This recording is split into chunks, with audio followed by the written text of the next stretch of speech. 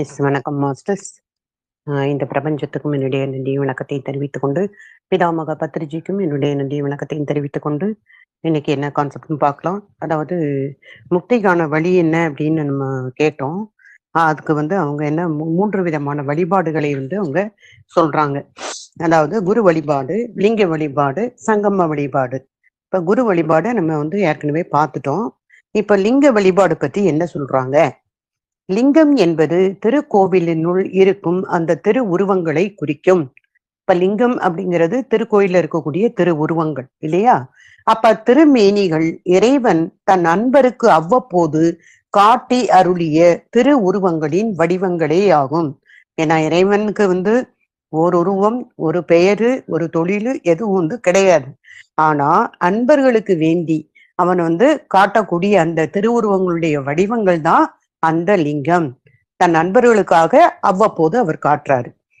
பசுவின் பால் அதன் உடலில் பரவி இருந்தாலும் அதனை கறந்து கொள்வதற்குரிய உறுப்பு அதன் மடியே ஆகும். நமக்கு தெரியும் இல்லையா? இப்ப பசுனுடைய பால் அதனுடைய உடல் முழுசும் பால் பரவி இருந்தாலும் அதை நம்ம கறந்து கொள்வதற்குரிய இந்த உறுப்பு அதனுடைய மடி இல்லையா?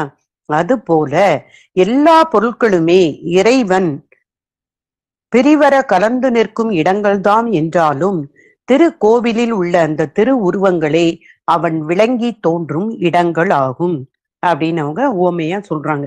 அதாவது எல்லா பொருட்கள்லயுமே அந்த இறைவன் பிரிவர கலந்து இருந்தாலும் கூட அந்த திருக்கோவிலில் இருக்கக்கூடிய அந்த திரு உருவங்களே அவன் விளங்கி தோன்றும் இடங்கள் ஆகும்.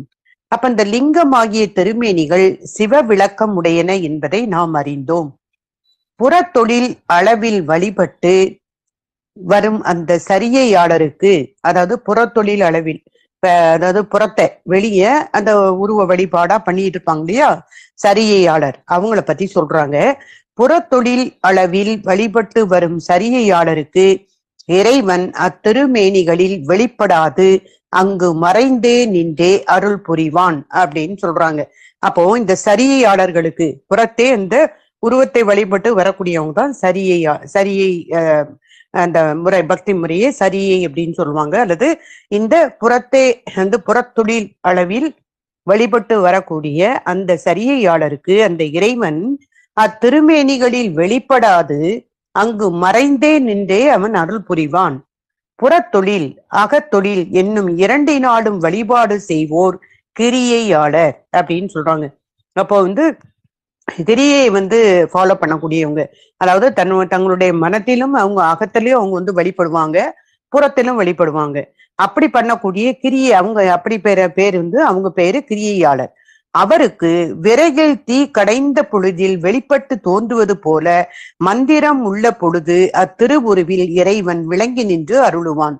அப்ப அவங்களுக்கு எப்படி அவன் அருள் புரிகிறான் அப்படின்னா, இந்த விரைவில் தீ கடைந்த பொழுதில் வெளிப்பட்டு தோன்றுவது போல இந்த மந்திரம் அவங்க சொல்றாங்க இல்லையா, அந்த மந்திரம் உள்ள பொழுது அத்திருவுருவில் இறைவன் விளங்கி நின்று அருளுவான் அப்படின்னு சொல்றாங்க.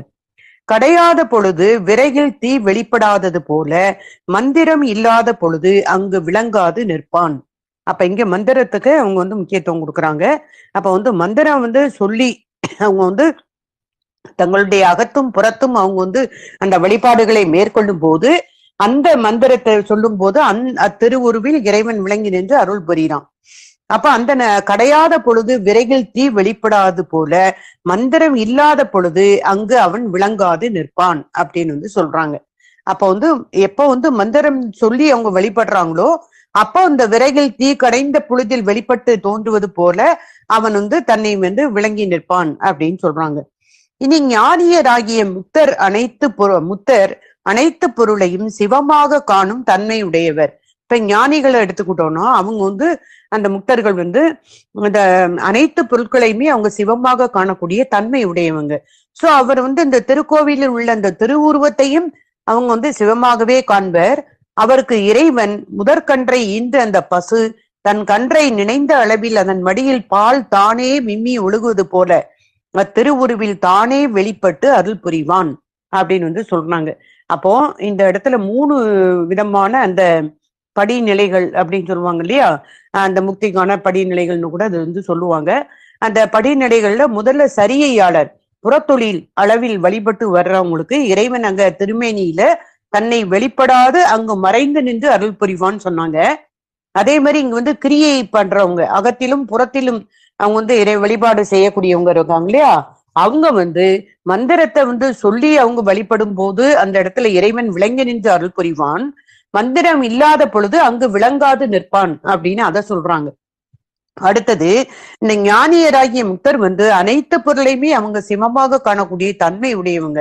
அதனால இந்த திருக்கோயில உள்ள திருவுருவத்தையும் அவங்க வந்து சிவமாகவே காண்பர்.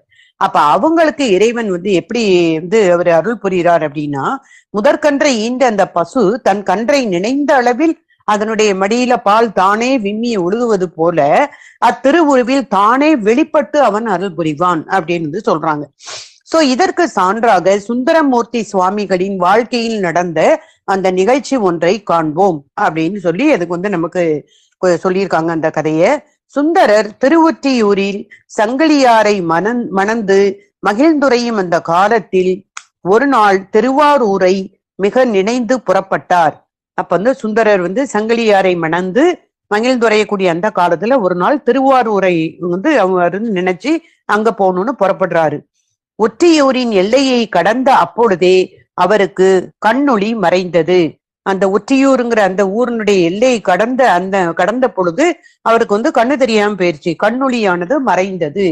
சங்கிலியாருக்கு தான் செய்து கொடுத்த அந்த வாக்குறுதி தவறிய காரணத்தால் இது நிகழ்ந்தது என்பதை உணர்ந்தார். இப்ப இதனுடைய கதை கூட எல்லாருக்குமே தெரிஞ்சிருக்கும், சுந்தரருடைய கதை. அந்த சங்கிலியாரை வந்து மனம் பிடிக்கும் போது ஒரு சத்தியம் பண்ண சொல்லி இந்த அம்மா அவங்க ஒய்ஃப் வந்து ஒய்ஃப் வந்து சொல்லுவாங்க. சோ அவங்க அப்போ இவர் வந்து பொய் சொல்லி சத்தியம் பண்ணிடுவார் இல்லையா. அதனால அந்த சிவபெருமான் அவருக்கு கண்ணொளியை வந்து மறைச்சிட்டாரு.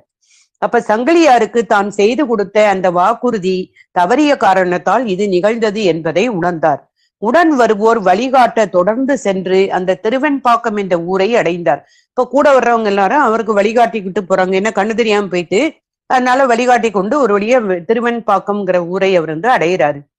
திருக்கோயிலுக்கு சென்று அந்த இறைவனை வழிபட்டு, பெருமானே உனக்கு நேரும் பழியை நினையாமல் நீ என் கண்ணை மறைத்து விட்டாய் அப்படின்னு வந்து அவர் சொல்றாரு. உனக்கு நேரும் பழியை நினையாமல் நீ என் கண்ணை மறைத்து விட்டாய், இக்கோயிலுள்ளே நீ இருக்கின்றாயோ என்று வினவினார். அதற்கு இறைவர், யாம் கோவிலினுள் இல்லாமல் இல்லை, இருக்கின்றோம், நீர் வழியில் செல்லும் என்று கூறி ஊன்றுகோல் ஒன்றை கொடுத்து அருளினார். இவ்வாறு சுந்தரர் திருக்கோயிலில் உள்ள அந்த சிவலிங்க திருமேனியை வணங்கி குலைவிரவு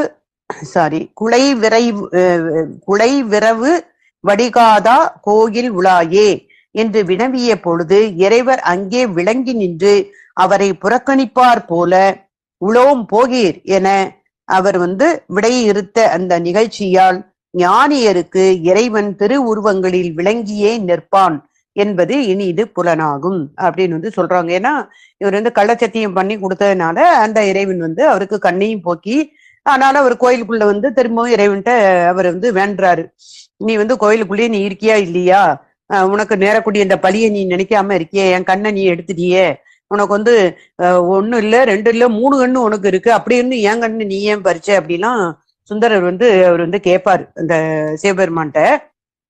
அப்படி கேட்கும் போது அந்த சிவபெருமான் என்ன சொல்றாரு, இந்த கோயிலுக்குள்ள நான் இருக்கதான் செய்யறேன், ஆனாலும் இந்தா புடி அப்படின்னு சொல்லி அவர் வந்து ஊன்றுகோலை தான் கொடுக்கார ஒழிய கண்ணை கொடுக்கல. ஏன்னா கள்ள சத்தியம் பண்ணக்கூடாது இல்லையா, அதனால அவர் வந்து கண்ணுக்கு ஒளியை கொடுக்காம ஊன்றுகோலை தான் அவர் கொடுத்தாரு அப்படின்னு அவருடைய கதையில வரும். அதை தான் இங்க கொடுத்துருக்காங்க.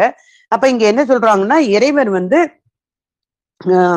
ஞானியருக்கு வந்து அந்த இறைவன் வந்து திருவுருவங்களில் விளங்கியே அவன் நிற்பான் என்பது இனிது புலனாகும். சிவலிங்கம் முதலிய திருமேனிகளே அன்பு விளைதற்கு இடமாய் இறைவன் விளங்கி தோன்றும் அருள்நிலைகள் அப்படின்னு சொல்றாங்க. அப்ப அந்த சிவலிங்கம் இருக்கு இல்லையா, அதுதான் அந்த சிவலிங்கம் முதலிய திருமேனிகளே அன்பு விளைதற்கு இடமாய் அந்த இறைவன் விளங்கி தோன்றக்கூடிய அருள்நிலைகள் அப்படின்னு சொல்றாங்க. ஆதலால் ஜீவன் முத்தராய் உள்ளோர் தம் அன்பு செல்லும் அந்த அவ்விடங்களில் அவனை வழிபடுதற்கு உரியர் அப்படின்னு சொல்றாங்க. ஜீவன் முத்தராய் உள்ளோர் தம் அன்பு செல்லும் அந்த இடங்களில் அவனை வழிபடுதற்கு உரியர், சிவபெருமானை வழிபடுதற்கு உரியர். அது எந்த ரூபத்துல? சிவலிங்கம் முதலிய அந்த திருமேனிகளை அன்பு விளைதற்கான இடமாய் இறைவன் விளங்கி தோன்றக்கூடிய அந்த அருண்நிலை அப்படின்னு சொல்லி இங்க லிங்க வழிபாடை பத்தி நமக்கு சொல்லியிருக்காங்க மாஸ்டர்ஸ். நன்றி மாஸ்டர்ஸ்.